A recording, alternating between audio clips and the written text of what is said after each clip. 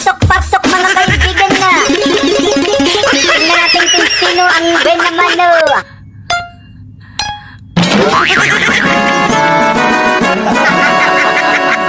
Pinkay, ikaw na naman. Excited na kami. Umpisa mo na yan.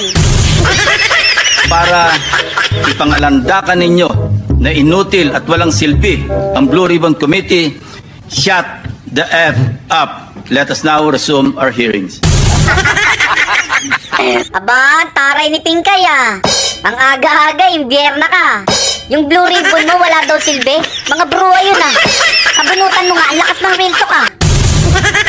Wala naman talagang silbi, totoo naman kasi. Blue Ribbon Committee, ginawa mong Blue Ribbon Comedy, walang silbi. Sayang sa pagkain, sayang sa kuryente.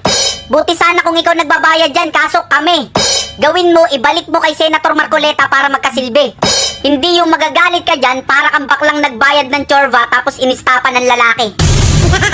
Biruin mo, last year pa yung Blue Ribbon mo, hanggang ngayon walang kwenta. Paano magkakakwenta? Tingnan mo ah. Naaawa ka kamo kay Bongbong, tapos pinoprotektahan mo si Tamba. Kaya yung Blue Ribbon mo, hindi nakakatulong, nag-aaksaya ka ng pera. Tulad kay Kong Leviste, yung Cabral Files na yan. Napansin nyo kung anong tinanong ng mga yan? Imbis na tanongin yung authenticity saka anong laman yan, putik ang tinanong, paano mo nakuha yan? Hey, we know, Congressman Leviste, how you acquired the list. Binigyan ka ng hard copy, and how did you get the soft copy? Parang forcibly taken ninyo, kinuha lang ninyo, hinablot lang ninyo itong soft copy na ito sa office ni Yusek Cabral. Is there truth?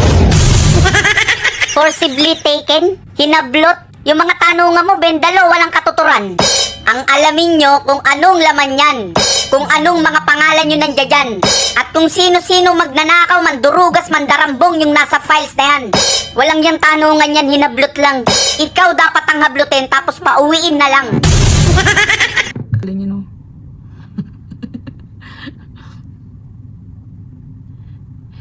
Hindi kasi kakaiba talaga ngayon yung nangyayari sa Pilipinas, no? Parang halos ang taong yung mga reaction. Di ba? Grabe, pahirap kayo sa Pilipinas talaga. Sobrang hirap talaga ng Pilipinas. Oo. Parang nagsisisi ang lahat. Ay, naka.